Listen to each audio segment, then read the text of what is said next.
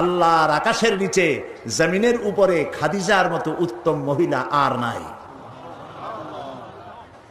হযরত আয়েশা বলেন, নবীজি একদিন এক রাতে আমার কাছে ঘুমানো ছিলেন। আমি ঘুম থেকে জেগে দেখি নবীজি নাই। মনে মনে চিন্তা করলাম কোথায় গেলেন, বোধহয় অন্য কোনো স্ত্রীর ঘরে গেছেন। আমি চুপিসারে খোঁজ নিতে লাগলাম, কোনো ঘরে খবর পেলাম না। পরে দেখতে পেলাম রিয়াদুল জান্নার ভিতরে বসে নবীজি দুই হাত উঁচু করে কি যেন বলেন আর কান্দেন। আমি পিছনে গিয়ে হাত তুললাম, শুনতে পেলাম নবীজি মুনাজাত করতে করতে এক পর্যায়ে গিয়ে বলছেন, রব্বুল আলামিন, কিয়ামতের ময়দানে যেদিন বাপ তার সন্তান হারায় ফেলবে, মা তার সন্তান হারিয়ে ফেলবে, সন্তান মায়ের চিনবে না, ওই দিন ওই কঠিন হাসরের ময়দানে আমি যেন আমার খাদিজারে হারায় না যাই। মোনাজাত শেষে হযরত আয়েশা বলছেন, ইয়া রাসূলুল্লাহ, এই একটা বুড়ির বিয়ে করছিলেন, 25 বছর বয়সে 40 বছরের বুড়ি। এই বুড়ির কথা এখনো আপনার মনে জাগে? এর থেকে ভালো কুমারী মেয়ে তো আপনি বিবাহ করেছেন। নবীজির মুখখানা মলিন হয়ে গেল। আল্লাহর নবী বলেন, আয়েশা, খাদিজা সম্পর্কে এমন কথা জীবনে কোনোদিন তুমি আমার সামনে আর এরকম বলো না।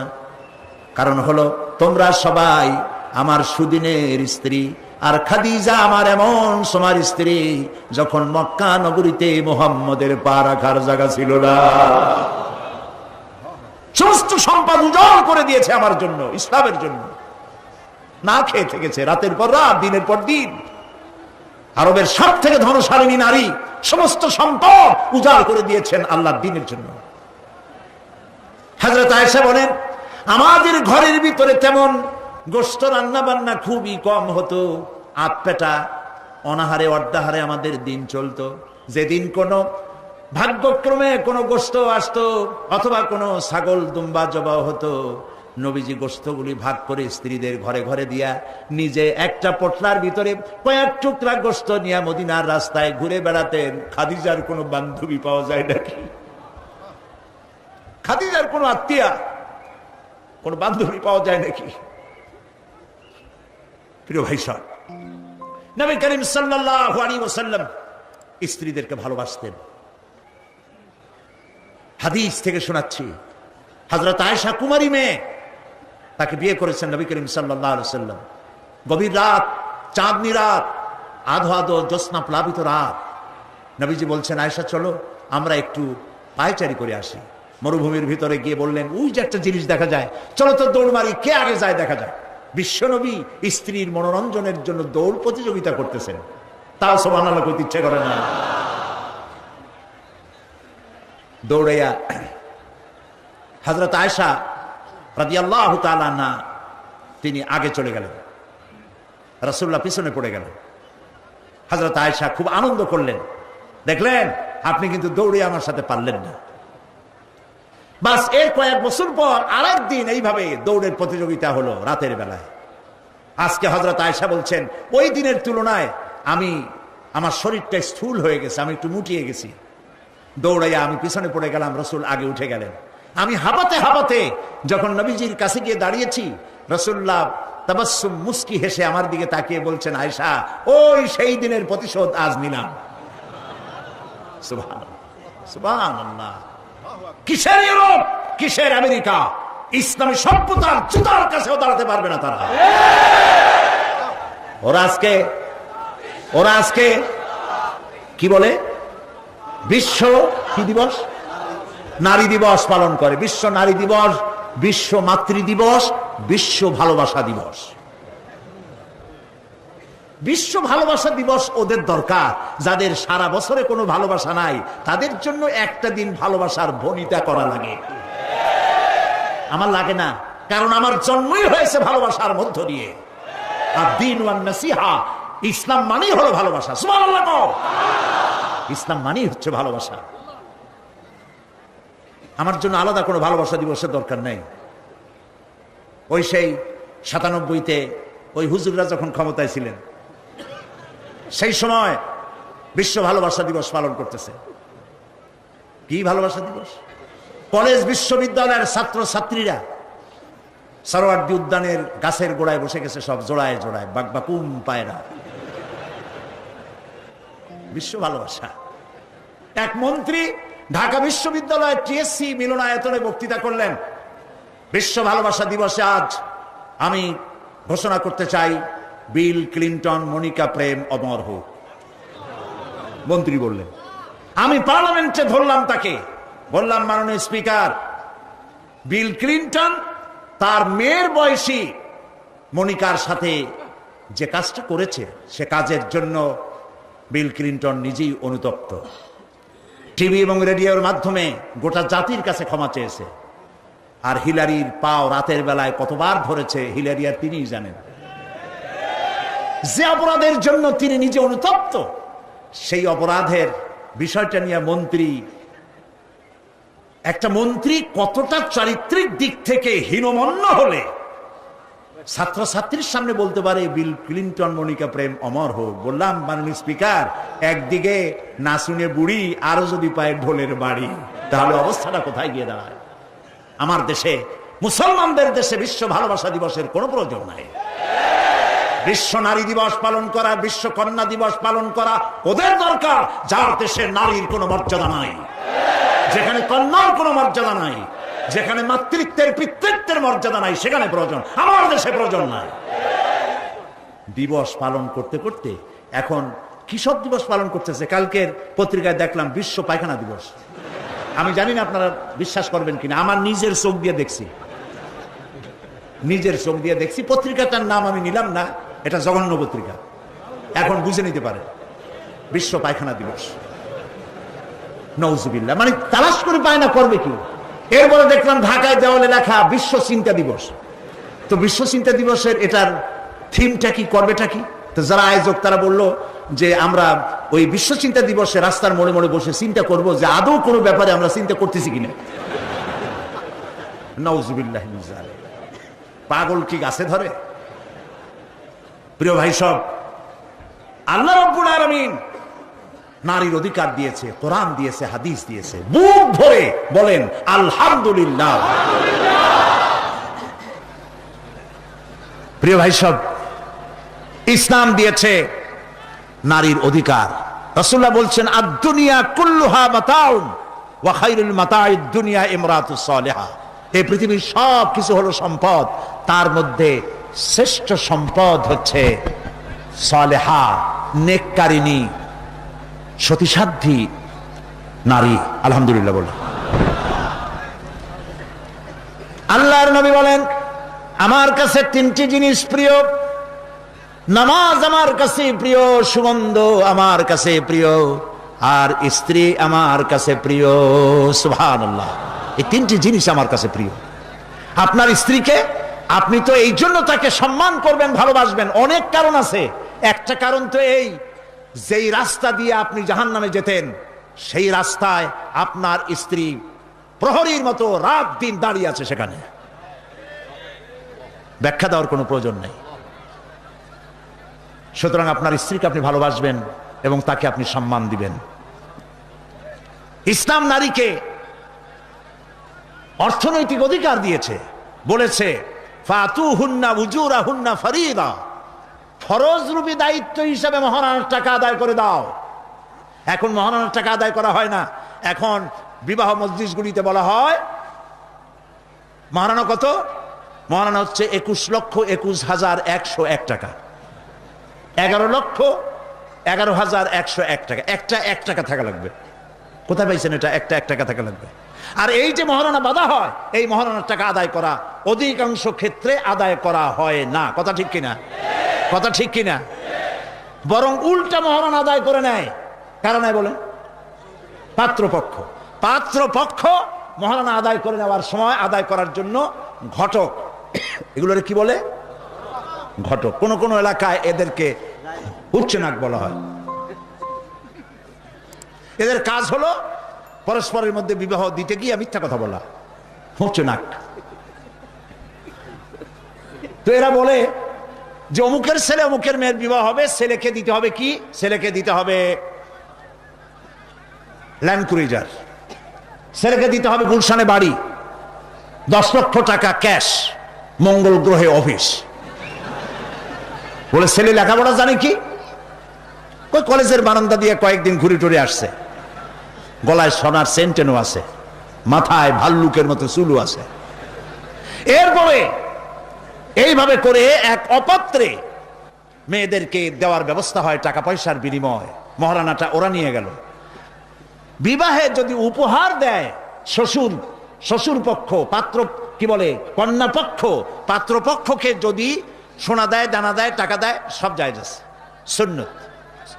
কিন্তু সায়া নেওয়া যাবে না। দাবি করে নেওয়া, ডিমান্ড করে নেওয়ার নামই হলো যৌতুক। এটার নাম কি? চট্টগ্রামে কি বলে? যৌতুক। এই যৌতুক হলো শ্বশুরের সাথে এক প্রকারের কৌতুক। এইভাবে করে সাইয়া টাকা আদায় করা হারাম। সাইয়া টাকা আদায় করা কি? আজকের এই বিশাল তাফসীরুল কোরআন মাহফিলে আমি জানতে চাই যে এই যাদের ছেলে আজ পর্যন্ত বিয়া দেন নাই, বিবাহ দিতে গিয়ে কন্যা পক্ষের কাছ থেকে হারাম সাইয়া যৌতুক আদায় করে ছেলে বিয়ে দিবেন না, এই রকমের লোক ওয়াদা করতে পারবেন না? মনে করবেন এই কথা যে আল্লাহ মাহফিলে আজকে আসলাম কেন? আচ্ছা দেখি তো, যারা ছেলে বিয়ে দেন নাই তারা ওয়াদা করবেন এই কথা বলে যে আমার ছেলে বিবাহ দিতে গিয়ে যৌতুক এক পয়সা, এক থেকে নিয়ে 1000 কোটি যা হোক, যৌতুক চাইবো না, বিনা যৌতুকে ছেলে বিবাহ দেব। কারা কারা দেবেন? ছেলেওয়ালারা হাত তোলেন তো। ও মাশাআল্লাহ, বাচ্চা পোলাপান হাত উঠেছি কি কামে? তোমরা তো মা ভাও নাই এখন। হাত নামান। জি, ভবিষ্যতে হাত নামান, হাত নামান। আলহামদুলিল্লাহ বলেন। যৌতুক এক সামাজিক ব্যাধি, এই ব্যাধি বন্ধ করতে হবে এবং চট্টগ্রাম থেকেই এটার আন্দোলন শুরু হবে ইনশাআল্লাহ। বলেন ইনশাআল্লাহ। প্রিয় ভাই, সব যারা বিবাহ করে নাই সেসব যুবকদের বিবাহ করা লাগবে কিনা? লাগবে কিনা? হ্যাঁ, ফুর্তি হয়ে একটু জোরেই বলতেছে লাগবে। এই বিবাহ করতে গেলে শ্বশুর যদি ঘড়ি দেয় বলবা আলহামদুলিল্লাহ, যদি শেরওয়ানি দেয় আলহামদুলিল্লাহ, যদি কিছু না দেয় নাউজুবিল্লাহ, নাকি তাও আলহামদুলিল্লাহ। বরং তুমি কেন ফকিরের ছেলে পেলে না তো? তোমরা যুবকদের বলতেছি, ফকিরের বলাবার না তো। তো বউ ওই কি বলে, যারা বিবাহ করবা সেই শ্বশুর বাড়ির টেলিভিশন না হইলে দেখা যাবে না তুমি কি খয়রাতির পোলা। যদি এখন তো দেখতেই হয় তো বউয়ের বাপের কাছ থেকে টেলিভিশন না নিয়া মসজিদ গুলার সামনে শুক্রবার দিন থাল পাতে বসে যাইও। তাও কন্যা পক্ষের কাছ থেকে চাইয়া নিবা না।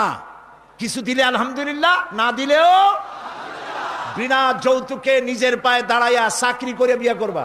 চাকরি কামাই রোজগার না করিয়া নিজে বাপের হোটেলে খাও, আরো একজন আনিয়া মেহমান বানাইও না। কাজ করবে, চাকরি করবে, ব্যবসা করবে, তারপরে নিজের টাকা দিয়া, বাপের টাকা দিয়া বিয়ে করিয়া বউরে রানী বানাইয়া ভালোবাসার সিংহাসনে বসাবে, তাকে কোনো কিছু খোটা দিবে না। এটা এই জন্য বলি, বাংলাদেশে একটা কি বলে ওটাকে, যৌতুকের একটা গরু দেওয়া হয় নাই, টেলিভিশন দেওয়া হয় নাই বলে গরুর মতো পিটিয়ে স্ত্রীকে হত্যা করা হয়েছে। হাজারো ঘটনা বাংলাদেশে আছে। বিনা যৌতুকে বিয়ে করবে যে সব বীর তরুণ চট্টলার যুবকের এবার হাত উঁচু করে দেখা। ও মাশাআল্লাহ, এখন তো দেখা যায় কেউ বিয়ে করে নাই।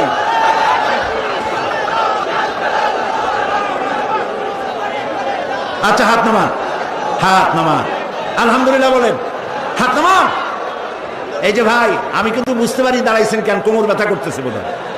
বসেন, কোমর ব্যথা আল্লাহ ভালো বানাই দেবেন, জোরে কোন আমিন। আরে ভাই বসতে বলছি, বসেন। কোমর ব্যথা হলে তো আমারও করবে, আমি তো বসা। বসেন, সবাই বসেন। প্রিয় ভাই সব, তাহলে একটি বড় রকমের অপরাধ থেকে চট্টগ্রামকে মুক্ত করার জন্য আন্দোলন শুরু করা হলো। বলেন আলহামদুলিল্লাহ।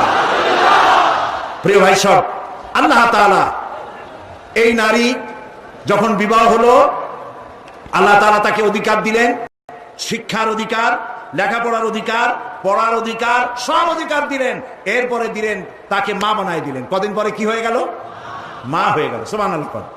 এখন কিন্তু ইজ্জত আরো বাড়লো। মা হওয়ার পর ইজ্জত কি হইল? আরো বেড়ে গেল। আল্লাহর নবীর কাছে প্রশ্ন করা হয়েছে। এক সাহাবী এসে বলছেন, সালা রাজুলুন ইয়া রাসূলুল্লাহ, মান আহাক্কুন নাস বিহুসনি সাহাবাতি ক্বালা উম্মুক ক্বালা সুম্মা মান ক্বালা উম্মুক ক্বালা সুম্মা মান ক্বালা উম্মুক ক্বালা সুম্মা মান ক্বালা আবুক। সুবহানাল্লাহ। একজন এসে নবীজির কাছে প্রশ্ন করলেন, ইয়া রাসূলুল্লাহ, মানুষের ভিতরে আমি কার যত্ন করব, কার খেদমত করব, কার সাথে ভালো ব্যবহার করব, আমার কাছে সব থেকে ভালো ব্যবহার কে পেতে পারে? নবীজি বললেন, তোমার মা। সাহাবী প্রশ্ন করলেন, তারপরে কে? রাসূলুল্লাহ বললেন, তোমার মা। তারপরে কে? তোমার মা। তারপরে কে? তোমার পিতা। পিতার চাইতে মায়ের মর্যাদা আল্লাহ পাক কয় গুণ বাড়ালেন?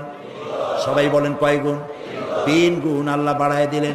আল্লাহ রাব্বুল আলামিন কোরআনের কারীমের ভিতরে বলেছেন, ওয়া কাদা রাব্বুকা আল্লা তা'বুদু ইল্লা ইয়্যাহু ওয়া বিল ওয়ালিদাইনি ইহসানা। তোমার রবের পক্ষ থেকে চূড়ান্ত ফয়সালা হয়েছে যে আল্লাহর ইবাদত করার পর মা বাপের ইহসান করবে। সুবহানাল্লাহ। আর আমার দেশের লোকেরা কি বলে, কি করে? লক্ষ্য করতেছেন আপনারা? আল্লাহ বলেন কি আর বান্দারা করে কি? আল্লাহ বলছেন মা বাপের খেদমত করো। আমার ইবাদতের পরে আল্লাহর পরেই স্থান কার? চিল্লায় বলেন। আমাদের লোকেরা বোঝে না, না বুঝা চলে যায় ভালো কোনো খাবার, ভালো কোনো ফল কোন হযরত, কোন পীর সাহেবের দরবারে নিয়ে হাজির করলে, হ্যাঁ দেন, পীর সাহেবকে হাদিয়া দিবেন, দেন, কিন্তু আগে দিবেন মায়ের। আপনার কাছে, সন্তানের কাছে সব থেকে বড় পীর হচ্ছে মা। বলেন সব থেকে বড় পীর কে? মা আর বাবা। মা আর এই দুজন হচ্ছে আপনার কাছে সব থেকে বড় পীর। পীর সাহেবের দোয়া কবুল হবে কি হবে না, আলেম সাহেবের দোয়া কবুল হবে কি হবে না, সন্দেহ আছে। 50-50, দোয়া কবুল হইলেও হইতে পারে, না হইলেও না হইতে পারে। কিন্তু মা বাপ যদি দোয়া করে, আল্লাহর দরবারে দোয়া মঞ্জুর হয়ে যায়, 100% দোয়া কবুল হয়ে যায়। সুবহানাল্লাহ বলে। প্রিয় ভাই সব, আল্লাহ রাব্বুল আলামিনের নবী বলেন, মা বাবা যখন দোয়া করে সন্তানের জন্য, যখন দোয়া করে, বন্দুক দিয়া গুলি করলে সেই গুলি তার লক্ষ্য বস্তুর কাছে যেতে যত না দেরি হয়, মা বাপের দোয়া বা বদদোয়া আল্লাহর দরবারের থেকে দ্রুত গতিতে চলে যায়। মাকে খাওয়াও। বুড়া মা আছে না?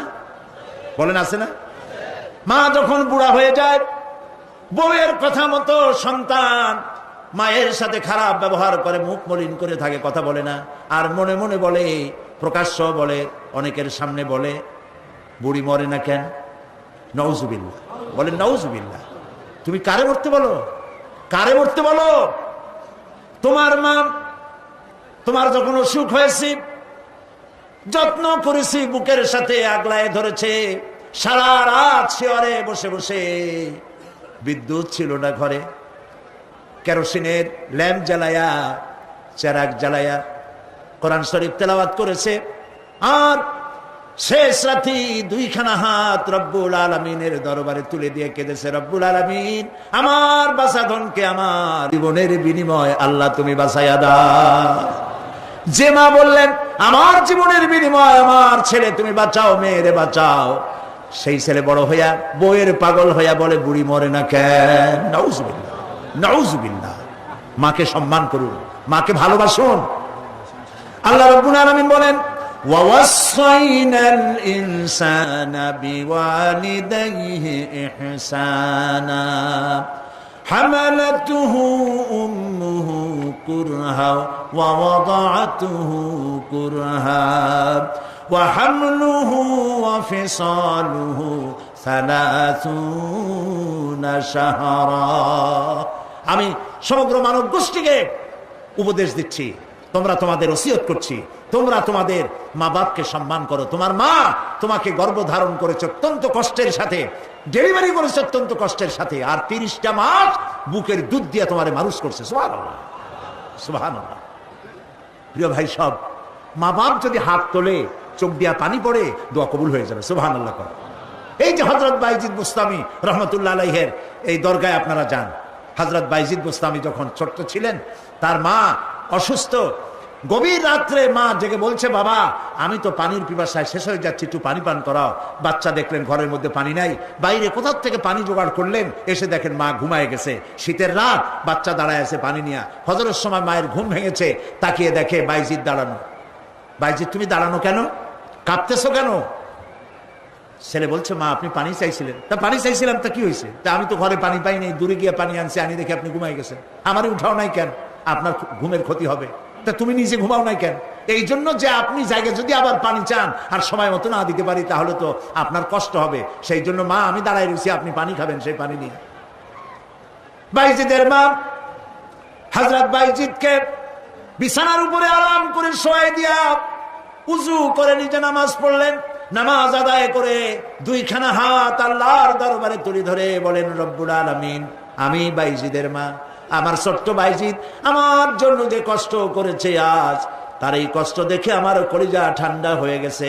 আমি মা হয়ে আমার বাইজিদের জন্য দোয়া করি, রব্বুল আলামিন আমার বাইজিদকে তুমি সুলতানুল আরিফিন বানায়া দাও। দোয়া মঞ্জুর হয়েছে না হয় নাই? সুবহানাল্লাহ। প্রিয় ভাই সব, এই জন্য মা বাপকে সম্মান করতে হবে, মহব্বত করতে হবে এবং তাদের জন্য দোয়া করতে হবে। দোয়াটা আল্লাহ শিখাই দিয়েছেন। এমনকি মা বাবার সামনে চোখ মোটা করে কথা বলবে না, চোখ মোটা করে মা বাবার সামনে কথা বলবে না। আল্লাহ ইচ্ছা করলে চোখ অন্ধ করে দিতে পারেন। পীরের সামনে যত গিয়ে মহব্বত করে ঘাড় কাট করে বসো, তোমার বড় পীর, তোমার মা, তোমার বাবা, তাদেরকে শ্রদ্ধা করো, সম্মান করো, কলজা দিয়ে মহব্বত করো। মা বাপকে একটা কথা বিশ্বাস করুন, মনে রাখেন, মা বাপকে যে যত বেশি সম্মান করবে, মহব্বত করবে, মর্যাদা দেবে, তার জীবনে সম্মানের আর রুজির কোনো অভাব হবে না, হবে না, হবে না। আল্লাহ তাআলা বাড়ায় দেবেন। সুবহানাল্লাহ। আল্লাহ দোয়া শিখাই দিচ্ছেন, বান্দারে মা বাবার সামনে শক্ত করে কথা কইস না, ওয়াকুল লাহুমা কাওলান কারীমা, মা বাবার সাথে সম্মান সূচক কথা বলো আর আমার কাছে দোয়া করো। কি বলে? আল্লাহ রাব্বুল আলামিন দোয়া শিখাই দিচ্ছেন, রব্বিরহামহুমা কামা রাব্বায়ানি সাগীরা। সবাই পড়েন, রব্বিরহামহুমা কামা রাব্বায়ানি সাগীরা।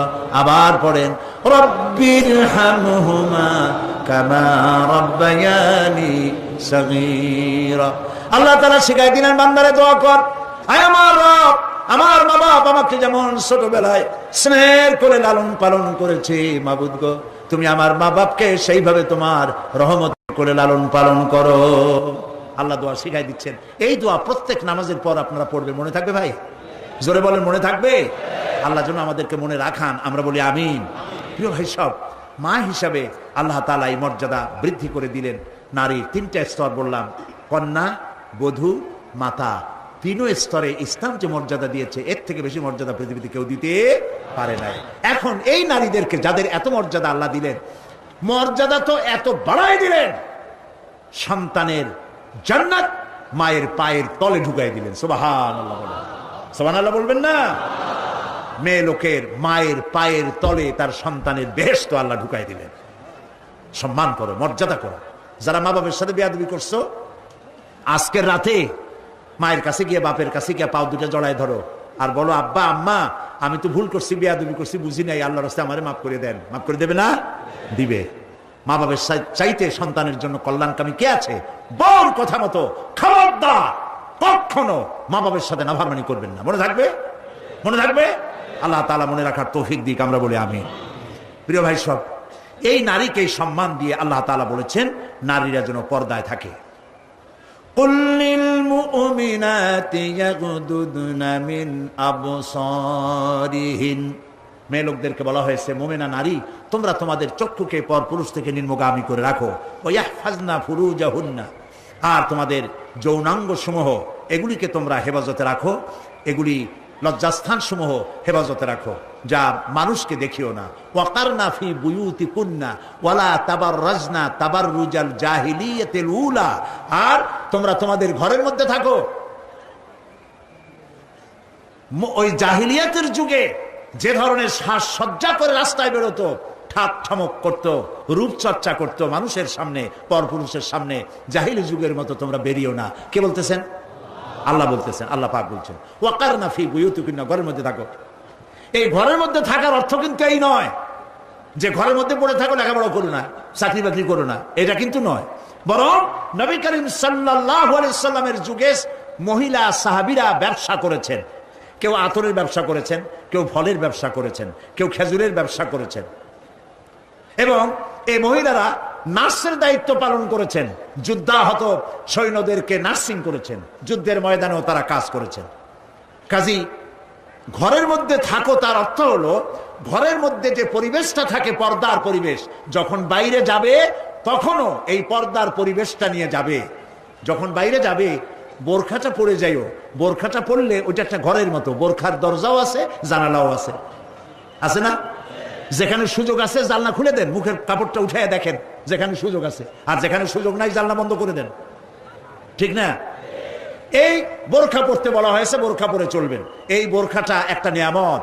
বাংলাদেশ নিয়ে কথা বলি, এই বাংলাদেশে আজ পর্যন্ত যত নারীর মুখে অ্যাসিড পড়েছে, একটা দৃষ্টান্ত চাই। আপনারা বলেন আমাকে যে বোরখা পরা একটা মেয়ে লোকের মুখে অ্যাসিড পড়েছে, প্রমাণ দেন। পারবেন প্রমাণ দিতে? পারবেন? কেন পারবেন না বলেন? কারণটা কি? কারণ হলো এই, মেয়ে লোকটা যখন বোরখা পরলো সে আল্লাহর হুকুম পালন করলো। কার হুকুম পালন করেছে? আর তখন আল্লাহর দায়িত্ব হয়েছে নারীর সতীত্বের এবং তার শরীরের হেফাজতের দায়িত্ব নেওয়া। এই জন্য বোরখা পরা নারীর মুখে অ্যাসিড পড়ে না। মা বোনেরা যারা আজকে রাস্তায় বসে, প্যান্ডেলে বসে, বিভিন্ন জায়গায় বসে, বাড়িতে বসে আমার কথা শুনছেন, আমি মা বোনদেরকে বিনীতভাবে আরজ করি, যখন আপনি বোরখা ছেড়ে, যে সব মেয়েরা রূপচর্চা করে চুল পিছনে ছেড়ে দিয়ে লিপস্টিক লাগায় রূপচর্চা করে যখন কোনো দোকানে যায়, তখন দোকানের সেলসম্যান বলে, ভাবি আসেন আসেন, এই শাড়িটা পরলে আপনার দারুণ মানাবে। আরে শয়তান, শাড়ি বদলে মানাবি কিনা তার স্বামী বলবে তুই কিনা। এখন দোকানদার যদি ভাবি বলে তাতে কি মর্যাদা বাড়ে? বাড়ে না। আপনি দেখেন বোরখা পরেন, চাদর পরেন, দোকানে যান, দোকানি বলবে খালাম্মা, চাচি আম্মা বসেন বসেন, সম্মান করে বসতে দেবে এবং আপনার সামনে কাপড়গুলি খুলে ধরবে যেটা আপনার প্রয়োজন নেবেন। তাহলে বোরখায় কি সম্মান কমায় না বাড়ায়? কমায় না বাড়ায়? মা বোনেরা বোরখা পড়ুন, চাদর পড়ুন। আপনার মেয়ে কলেজ গোয়িং, ইউনিভার্সিটি গোয়িং যেসব বয়সপ্রাপ্ত মেয়ে আছে, আল্লাহ কোরআনে বলেছেন এমন একটা চাদর পরো যেই চাদরটা পরলে পরে মাথাটা, বুকটা, গলাটা ঢাকা হয়ে যায়, এমন একটা চাদর পরো। এই চাদর পরা মুসলমানদের জন্য ফরজ। মুসলমানদের জন্য কি? আজ ফ্রান্সের প্রেসিডেন্ট জ্যাক শিরাক, এই জ্যাক শিরাক এক বিরাট সাংঘাতিক একটা বাজে কাজ করেছে। তিনি তার দেশে কলেজে, বিশ্ববিদ্যালয়গুলোতে মুসলিম মহিলাদের মুখে চাদর পরা, হিজাব পরা নিষিদ্ধ ঘোষণা করেছে। আমরা আজকে চট্টগ্রাম তাফসীরুল কুরআন মাহফিলের লক্ষ লক্ষ মানুষের উপস্থিতিতে বাংলাদেশের কণ্ঠ বাতাসে মিশিয়ে দিচ্ছি। পত্রিকার মাধ্যমে যদি সাংবাদিকরা পৌঁছাতে পারেন ভালোই হবে। অনেক ভালো ভালো সাংবাদিক আছে যারা মাহফিল এখানের মধ্যে সীমাবদ্ধ থাকে না, তাদের লেখার মাধ্যমে এই চট্টগ্রাম তাফসীরের মাহফিল ছড়িয়ে যায় গোটা বাংলাদেশ তথা বিশ্বের বিভিন্ন জায়গায়। ওই সব সাংবাদিকদেরকে ধন্যবাদ জানাই আর প্রাণ খুলে দোয়া করি, আল্লাহ এদের কলমকে আরো শানিত বানিয়ে দাও। আপনারা আমাদের কথা লেখেন। আমরা জ্যাক শিরাককে বলছি, আপনি যে কাজটি করতেছেন, এটা আপনি প্রেসিডেন্ট হয়ে, ইউরোপের একটি বড় রকমের রাষ্ট্রের প্রেসিডেন্ট হয়ে মানবাধিকার লঙ্ঘন করেছেন। মুসলমানদের পর্দা বন্ধ করার কোন ইখতিয়ার আপনার নয়, যেমন আপনার ইখতিয়ার নাই কোন পাদ্রী লম্বা জামা অথবা ক্রসকে নামিয়ে ফেলার জন্য। আপনি বলতে পারেন, পারে বলতে? রবিবার দিন গির্জায় যেতে বন্ধ করতে পারেন? রবিবার দিন গির্জায় যাওয়া যেমন তার ধর্মীয় কাজ, গলার ভিতরে ক্রস লাগানো যেমন তার ধর্মীয় কাজ, আমার মুসলমান মেয়েদের পর্দা করা, হিজাব করা তেমন আল্লাহর নির্দেশিত কাজ। আমরা গোটা বাংলাদেশের পক্ষ থেকে, এই মাহফিলের পক্ষ থেকে জ্যাক শিরাককে নিন্দা জানাই এই কাজের জন্য। আমরা আহ্বান জানাবো, পৃথিবীর মধ্যে কোন রাষ্ট্র যা করে নাই, আপনি সেই খারাপ দৃষ্টান্ত করে আপনার কপালকে খারাপ করবেন না। প্রিয় ভাই সব, নারীর জন্য আল্লাহ পর্দা করেছেন, আর এই পর্দা হলো তাদের জন্য নিয়ামত। সেই নিয়ামত তারা ধারণ করবেন, আল্লাহ তাআলা তাহলে সন্তানগুলো ভালো বানাই দিবেন। কোন আলহামদুলিল্লাহ বলেন, আলহামদুলিল্লাহ। আচ্ছা বলেন, মৃগনাভি কস্তুরী ছাগলের পেটে হয় না হরিণের পেটে হয়? হরিণের পেটে হয়। হরিণ থাকে কোথায়? গাছের মধ্যে পর্দার আড়ালে। ছাগল থাকে কোথায়? মাঠে ঘাটে, পথে ঘাটে, যেখানে সেখানে। কাজে ছাগলের মৃগনাভি তো ভালো, দড়ি ধরলেও গোসল ওয়াজিব হয়ে যায়, দুর্গন্ধের ঠেলা। আর জঙ্গলের ভিতরে হরিণ থাকে, মৃগনাভি কস্তুরী আল্লাহ দান করেন, যার সুগন্ধ এখানে নাড়া দিলে সারা মাহফিল বিমোহিত হয়ে যাবে। আল্লাহ নিয়ামত পর্দায় থাকে। নারীদেরকে আল্লাহ পর্দায় থাকতে বলেছেন। এই পর্দায় থাকলে পরে কস্তুরী সম সন্তান আল্লাহ দান করবেন। আর যদি পর্দায় না থাকেন, যে সন্তান হবে হবে মিস্টার বল্টু বাবু, মন্টু মিয়া। ভয়ের চোটে মানুষ অস্থির, তার চোখ গর্তের ভিতরে কি খাইছে, চোখ গেছে গর্তের মধ্যে। 2 কেজি চাউল বাবা যায় 2 চোখে, চুল মাথা দিয়ে ঝুলানো। প্যান্ট পরছে, সে প্যান্ট পরা অবস্থায় সেলাই করছে না কেমনে করছে আল্লাহ জানে। জুতার মধ্যে এত বড় বড় লোহা বটন লাগানো, গলায় এত বড় মোটা চেইন। জাহান্নামের আগেই সালাসিলা ওয়া আগলালাম ওয়া সাইরা, জাহান্নামের শিকল আগেই পড়ছে গলায়। রাস্তায় মানুষে দেখে আর বাপ বাপ করে পলাইতে থাকে, বলতে থাকে আল্লাহ এই শয়তানের গজব দাও, এই শয়তানের যে মায় পেটে রাখছে তার কলেরা দাও, আর বাপের বসন্ত দাও। আর ছেলে যদি ভালো হয়, মানুষের দোয়া করে, আরে এই ছেলেটা এত ভালো, আল্লাহ এই ছেলেটির প্রতি রহম করো, এই ছেলের যে মায় পেটে রাখছে সে মায়ের রহম করো, ওর বাপের রহম করো। সুবহানাল্লাহ। নেক সন্তান পাওয়ার জন্য পর্দায় থাকা আপনার জন্য জরুরি। মা বোনেরা পর্দায় থাকুন এবং নিজের সৌন্দর্য পরপুরুষকে দেখাবেন না। আপনার সৌন্দর্য আপনার পিতার জন্য নয়, ভাইয়ের জন্য নয়, ছেলের জন্য নয়, কারোর জন্য নয়, শুধুমাত্র একমাত্র কেবলমাত্র স্বামীর জন্য। এই সুন্দরী প্রতিযোগিতার কথা সেদিন বলেছি। বাংলাদেশে বিভিন্ন সাবান কোম্পানির পক্ষ থেকে সুন্দরী প্রতিযোগিতা, ফটোজেনিক কি ফটো সুন্দরী, মিস ফটো সুন্দরী জেনিক না কি একটা কভালের সারা, জি এগুলি করতেছে, এগুলি তারা করতেছে, বিভিন্ন জেলা শহরে করতেছে। প্রিয় ভাই সব, আমি সেদিন বলেছি, আজকে লক্ষ লক্ষ লোক, সকলকে বলি, মিস বাংলাদেশ অথবা ফটোজেনিক সুন্দরী প্রতিযোগিতা যেখানে হবে সেখানেই বাধা দিবেন। ফটোজেনিক সুন্দরী প্রতিযোগিতা বাংলাদেশের মাটিতে হতে দেওয়া হবে না।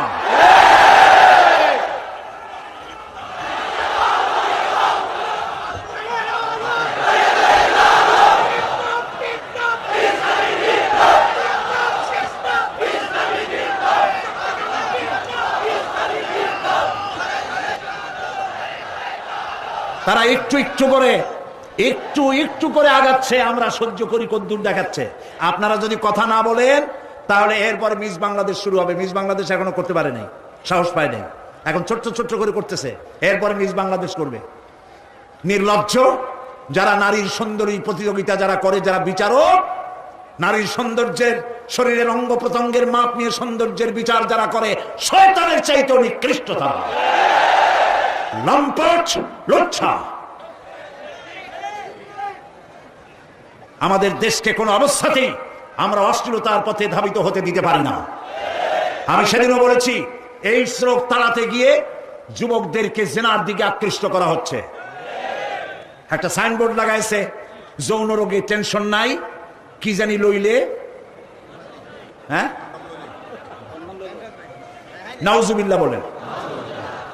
এটা কেমন কথা?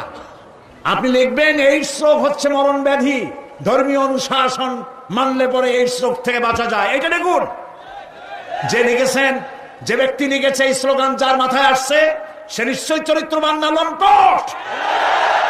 লিখেছে এই যৌন রোগে, বলেন না কি মুখস্থ, যৌন রোগে রেহাই নাই, কন্ডম লইলে টেনশন নাই, তার মানে কন্ডম নিয়ে জেনা করো। নাউজুবিল্লাহ বলে। আমি সব জায়গায় বলে এসেছি, চট্টগ্রামের পুলিশ কমিশনার, চট্টগ্রামের ডিসি, আপনারা এই সাইনবোর্ড ভাঙেন। আপনারা যদি এই সাইনবোর্ড না ভাঙেন, আমি জনগণকে বলবো, জনগণ এই এইডসের সাইনবোর্ডকে ভেঙে গুড়িয়ে দাও।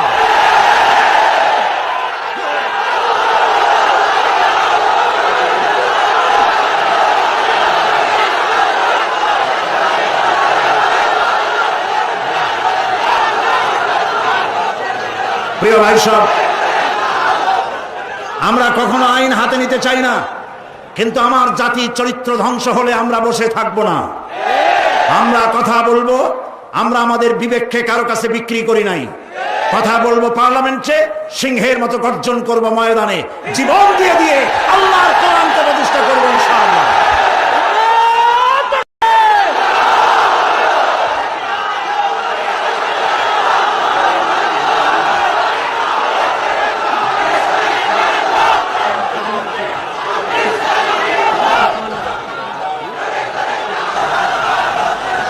প্রিয় ভাই সব,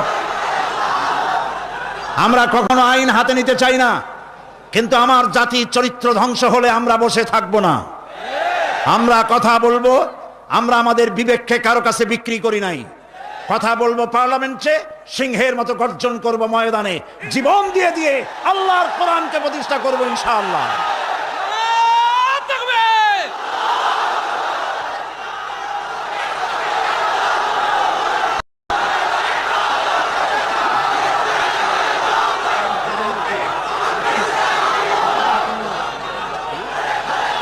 প্রিয় ভাই সব, বসুন। সুতরাং নারীকে পর্দায় থাকতে হবে এবং এই পর্দার আচরণ করতে হবে। মহিলাদের কর্মসংস্থানের বিষয়টাও ইসলাম পরিষ্কার বলে দিয়েছে। মেয়েরা কাজ করতে পারবে, কোনো অসুবিধা নাই, চাকরি করবে, লেখাপড়া করবে। নবী করিম সাল্লাল্লাহু আলাইহি ওয়াসাল্লামের স্ত্রী আমাদের মা হযরত আয়েশা রাদিয়াল্লাহু তাআলা আনহা হাজার হাজার সাহাবীদের উস্তাদ ছিলেন। হাদিস শিখিয়েছেন, ফিকহ শিখিয়েছেন, সুবহানাল্লাহ বলে, কোরআন শিখিয়েছেন। যুদ্ধের ময়দানে প্রধান সেনাপতিত্বের দায়িত্ব পালন করেছেন পর্দার ভেতরে থেকেই। সুতরাং আমাদের মাতৃজাতি, আমাদের নারী সমাজ লেখাপড়া করতে পারবেন, চাকরি করতে পারবেন, সব পারবেন, তবে একটি কাজ হলে তাদের চাকরিগুলি নিরাপদ হয়। সে কাজ হচ্ছে দেশের সবগুলি, আমি প্রস্তাব করেছিলাম, প্রস্তাবটা এখনো গৃহীত হয়নি, আমি বলেছি মহিলাদের জন্য আলাদা মেডিকেল কলেজ করার জন্য। কারণ মহিলা মেডিকেল কলেজ হলে পরে আমাদের দেশে যত পুরুষ ডাক্তার আছে সেই পরিমাণ মহিলা ডাক্তার নাই। মহিলাদের এমন অনেক রোগ হয় যা স্বামীর কাছে বলতেও তারা লজ্জা করে। ডাক্তার তো ভালো, এই জন্য মহিলা ডাক্তার বেশি প্রয়োজন। আর এজন্য বহু মেধা শক্তি সম্পন্ন মেয়েরা কো-এডুকেশন বলে মেডিকেল কলেজগুলিতে ভর্তি হতে চায় না। মহিলা মেডিকেল কলেজ হলে তারা স্বাচ্ছন্দ্য ফিল করে। আমি প্রস্তাব দিয়ে রেখেছি, আপনারা দোয়া করুন যেন সেটা হয়। এখন সমস্ত গার্মেন্টস ফ্যাক্টরি, সমস্ত প্রাইমারি স্কুল এবং হসপিটালের মহিলা হসপিটাল, মহিলা ক্লিনিক ইত্যাদি, এগুলি যদি মহিলাদের দায়িত্বে দিয়ে দেওয়া হয় তাহলে মহিলারা নিরাপদে চাকরি করতে পারেন। বিশেষ করে সমস্ত প্রাইমারি স্কুলগুলি পুরুষ মাস্টারদেরকে অন্যত্র কাজ দিয়া সমস্ত প্রাইমারি স্কুলগুলি যদি মহিলাদের হাতে ছেড়ে দেওয়া হয়, মহিলা শিক্ষয়িত্রীদের কাছে, তাহলে ছেলেরাও মায়ের মতো আদর পায়া শিখবে আর মায়েরাও নিরাপদে সতীত্ব সম্ভ্রম বজায় রেখে তারা চাকরি করতে পারবে। এরকম একটি চিন্তা চলছে, আপনারা দোয়া করেন যেন আল্লাহ তাআলা এই ব্যবস্থা করে দেন। প্রিয় ভাই সব, আর একটি কথা, এখানে একটি মসজিদ আছে কোথাও, কাদিয়ানীদের একটা মসজিদ। কোন জায়গায় নাম বলেন? আহমদিয়া চকবাজার। এইখানে একটা মসজিদ আছে কাদিয়ানীদের, বাইতুল বাসেত মসজিদটার নাম। মুসলমানেরা জানে না বলে সেখানে নামাজ পড়তে যায়। মনে রাখবেন, কাদিয়ানীরা যে মসজিদ বানায় ওইটা মসজিদ না, এটা উপাসনালয়। কাদিয়ানীদের মসজিদে মুসলমানদের নামাজ হবে না, হবে না, হবে না। কারণ গোলাম মোহাম্মদ কাদিয়ানী কাফের, আর তাকে যারা নবী মানে তারাও কাফের। তাদের সাথে মুসলমানদের না না না, থামেন, এই যে বসেন। আমি কিন্তু এই গরম স্লোগান পছন্দ করি না। কি জ্বালায় পোড়াই দেবেন আপনি? জ্বালানো পোড়ানোর মধ্যে আমরা নাই। আমরা আছি, হক কথা বলি। তাদের অধিকার আছে দেশে থাকার, যেমন হিন্দু, খ্রিস্টান, বৌদ্ধ সকল জাতি যেমন এখানে সাম্প্রদায়িক সম্প্রীতি নিয়ে আছে, কাদিয়ানীরাও সেভাবে থাকবে। তবে তারা থাকবে অমুসলিম হিসাবে, মুসলমান হিসাবে অবশ্যই নয়। তাদের উপাসনার গায়ে কেউ হাত দেবে না, মনে থাকবে এই কথা। আমাদেরকে কোরআনে নিষেধ করা হয়েছে কারো মন্দির ভাঙবে না, কারো গুরুদ্বারা, কারো গির্জা, কারো চার্চ, কারো প্যাগোডায় হাত দিবে না, ভাঙবে না, এবং কারো দেবতাকে গালি দিবে না, আমার আল্লাহ বলেছেন। মনে থাকবে এই কথা। সুতরাং তাদের উপাসনালয় হাত দেওয়া যাবে না। যেমনি বানাইছে তেমনি থাকুক, তারা নামাজ পড়বে। আমি আমার জনগণকে সতর্ক করছি, ওদের মসজিদ নয়, উপাসনালয়। ওটাকে মসজিদ বলা জায়েজ নাই, এটা উপাসনালয়। কোন মুসলমানের নামাজ এখানে হবে না, মনে থাকবে। মাথা গরম করবেন না কখনো। ইসলাম এই মাথা গরমে পছন্দ করে না। আস্তে আস্তে কোনো জায়গায় নিজেরা বসে বসে বোমা বানাইয়া তারপর আন্দাজে যাই এক জায়গায় হামলা করবেন, ইসলাম এটা মানে না, ইসলাম এটা বলে না। আপনি মাথা ঠান্ডা করবেন এবং আইন শৃঙ্খলা মেনে কাজ করবেন। নিজের ইচ্ছা মতো গোপন হামলা করা, গোপনে অস্ত্র তৈরি করা ইসলামের কোনো অনুমোদন নাই। এই জন্য আজকেও বলি, বাংলাদেশে হরকতুল জিহাদ, জামাতুল মুজাহিদিন সাহায্য করেন, আর কি হিজবুত তাওহীদ, হিজবুত তাহরীর, জুমরাতুল মাসাকিন, এই জাতীয় যতগুলি নতুন নতুন সংগঠন হয়েছে, এদেশের মুসলমানদের সাথে কোনো সম্পর্ক নাই।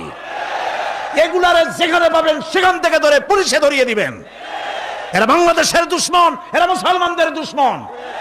আমার দেশের সাম্প্রদায়িক সম্প্রীতি বিনষ্ট করে এবং বোমাবাজি করে এই দেশকে বদনাম করে আমেরিকাকে তারা দাওয়াত করতে চায়, তারা বুশকে দাওয়াত করতে চায়। কাজী হিজবুত তাহরীর, হিজবুত তাওহীদ, হরকতুল জিহাদ, জামাতুল মুজাহিদিন মুসলমানদের সাথে কোনো সম্পর্ক নাই। যেখানে পাও সেখানে ধরো, গরুর দড়ি দিয়া বান্ধা পুলিশে হ্যান্ডওভার করো। মনে থাকবে? আল্লাহ মনে রাখার তৌফিক দিন। প্রিয় ভাই সব, আমাদের এই স্বাধীন সার্বভৌম বাংলাদেশ, আল্লাহ তাআলা যেন দয়া করে এই দেশকে কোরআনের প্রতিষ্ঠার জন্য আল্লাহ যেন হামওয়ার করে দেন, বলেন আমিন। এত মুসলমান কোরআনের কথা শুনতে যে দেশে আসে, সেই দেশে ইসলাম কায়েম হতে দেরি হয়, বড় আফসোস লাগে, কষ্ট হয়। আসুন আমরা সবাই মিলে কোরআনের রাজ কায়েমের আন্দোলনে শরীক হয়ে যাই। আন্দোলন করবেন না, আপনার কোনো দাম নাই। হতে পারেন আপনি বড় মুহাদ্দিস, হতে পারেন আপনি বিশাল চিন্তাবিদ, কিন্তু আন্দোলনের সাথে নাই, আপনার দাম নাই। একটা হাতি, একটা পাগলা হাতি যদি চন্দনপুরা অথবা এদিকে কি পুরা আছে, আরে কোন না কেন কথা, এই যে আশেপাশে কত পুরা আছে, একদিক দিয়ে এসে ঢুকলো, একটা হাতি যদি ঢোকে তাহলে বাড়িঘর ভাঙ্গা মিসমার করে দিতে পারে, পারে না? কিন্তু হাতি যতই পাগলা হোক, যতই বন্য হোক, যতই শক্তিশালী হোক, একটা রেজিমেন্টের সামনে একটা হাতি কিচ্ছু না। আন্দোলন হচ্ছে রেজিমেন্ট, আন্দোলনের শরীক হও। কোরআন প্রতিষ্ঠা করতে যারা জীবন বাজি রেখে সামনে চলে এসেছে, সেই লাইনে সামিল হয়ে যাও। প্রিয় ভাই সব, আজকে আর আমি কথা বাড়াবো না, কারণ অনেক দূর যেতে হবে। বাংলাদেশের বিভিন্ন জেলা থেকে লোকেরা এসেছেন, আমি 10টার মধ্যেই শেষ করতে চাই। সেই জন্য দালানো ভাইয়ের এবার বসেন, কাঙ্ক্ষিত মোনাজাতের দিকে এগিয়ে যাচ্ছি। দোয়া কবুল হবে ইনশাআল্লাহ, বলি ইনশাআল্লাহ। এত লক্ষ লক্ষ লোকের চোখের পানি এবং তাদের আকুতি আল্লাহ ফেরত দিবেন না ইনশাআল্লাহ, বলি ইনশাআল্লাহ। আজকে কয়জন?